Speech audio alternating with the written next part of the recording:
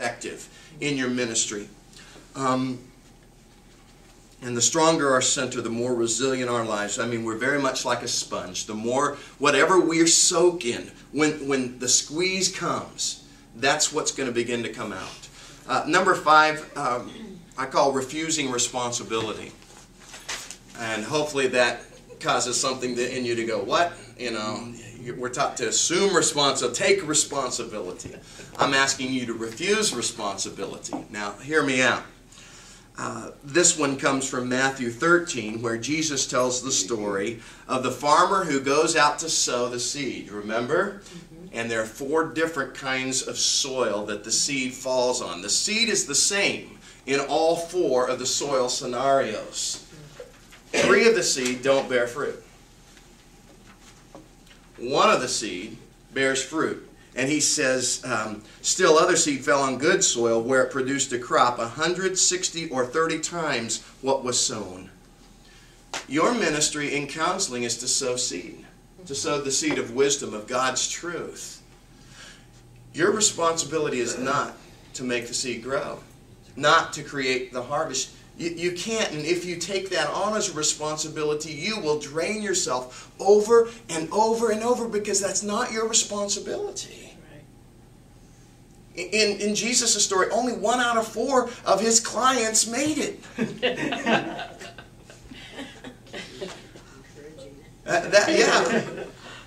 That's the bad news. But in kingdom math, he goes on to say, that 1 seed that made it, 30-fold, 60-fold, 100-fold. The impact of what that seed produced was so amazing that it far outweighed the 3 that didn't make it.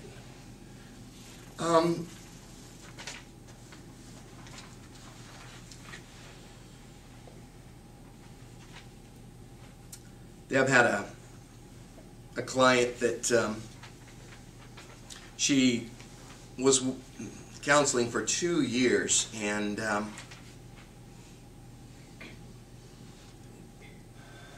she made some progress, and thought, it's not happening. It just stopped. It was like, what is going to happen? Lord, it's like this must be one of the, 3 of the 4 that don't make it because nothing's going anywhere. But she remained in that situation, and there's some other things that happened. But this, at the same time, it was one of those discouraging times for her. And I remember, and again, she was careful not to give me details, but she had like 5 or 6 clients in about a 2-month period that just crashed, blew it, dropped out. It was really a difficult time, and she was like, oh, Larry, I'm beginning to think I'm the worst therapist in the world. And then there was this client who was just stuck. But she hung on. We started talking about a particular issue, and Bill began to cry. And he just began to weep and weep in the session. And after a little bit of crying, he looked up and he said, I did it, I cried. I cried. It was like he was saying, I'm free. I'm free. The prisoner has been set free. And this story goes on just in a tremendous way because Bill did end up becoming a follower of Christ. And this day, he's a leader in a large ministry. And God's using him in profound ways. And one of the things he does is weep over the needs of people. I mean, those kinds of stories. Now, that's a dramatic one. Most of them are very, very ordinary compared to that. But that is the nobility of the purpose. Can you imagine how the Father's heart dances in a story like that? A third one is what I call the eyes of your heart. The eyes of your heart.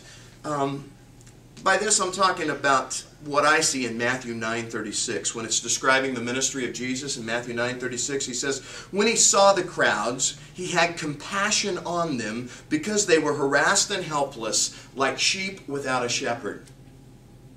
Now, his vision looked past the facades of the lives in front of him and saw the condition of their heart and described them as harassed and helpless. Another version says, quotes, New American Standard says, distressed and dispirited. Doesn't that describe a lot of the people that come to you in your ministry? They're stressed out and they're dispirited. Their spirit is just down. They're discouraged.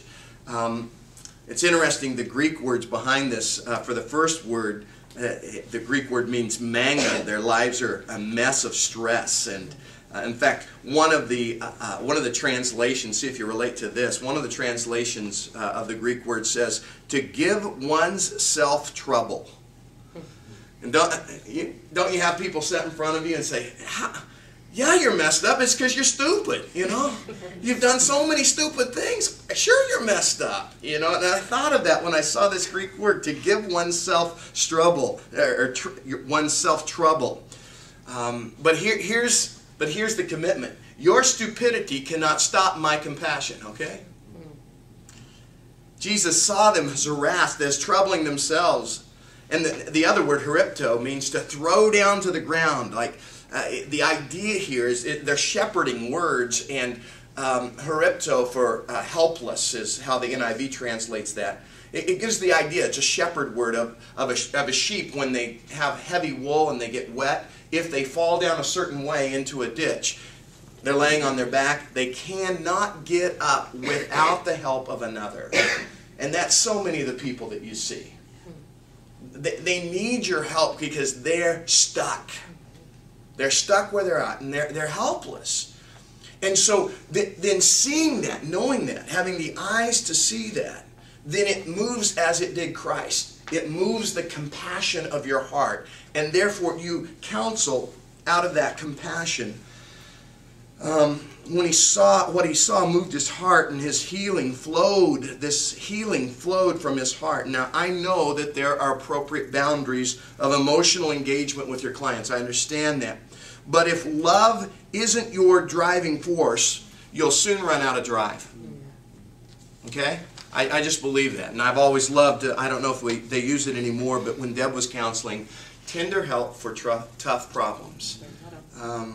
Tender help. That's that compassionate help. I just think of that when I think of these harassed and helpless people. Tough problems, but tender help. That compassion that drives. A fourth thing that really this one is one of the key things that came out of the book that I just wrote with Kevin Manoia, and we did about 7 years of study, research to write this book on characteristics of effective pastors. And